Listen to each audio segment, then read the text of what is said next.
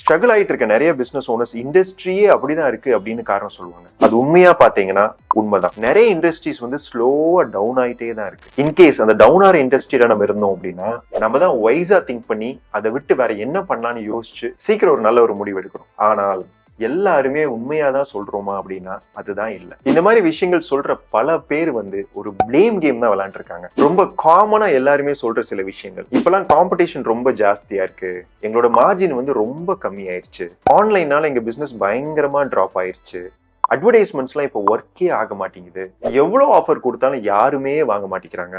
ஆனா நம்ம டோட்டலா இண்டஸ்ட்ரியவே பிளேம் பண்றது கரெக்டான்னு கேட்டீங்கன்னா அது இல்ல. இதே இண்டஸ்ட்ரியில தான் நம்மளோட பல காம்படிட்டர்ஸ் வந்து பயங்கரமா க்ரோ ஆயிட்டு ஒரு பெரிய மார்க்கெட் ஷேர் புடிச்சிட்டு வளர்ந்துகிட்டே போயிட்டு இருக்காங்க. அவங்க எல்லாம் பண்ணும்போது நம்மளால ஏன் பண்ண முடியல? அவங்க என்ன வித்தியாசமா பண்றாங்க அப்படிங்கறது பார்த்து அதே மாதிரி நம்மளும் டிஃப்ரெண்ட் ஸ்ட்ராட்டஜிஸ் யூஸ் பண்ணோம் அப்படின்னா ஆட்டோமேட்டிக்கா நம்மளோட பிசினஸ் க்ரோ ஆகும். என்னோட பேர் விஸ்வக். நான் நிறைய பிசினஸ் வீடியோ மார்க்கெட்டிங் மூலமா க்ரோ பண்றதுக்கு சப்போர்ட் பண்ணிட்டு இருக்கேன்.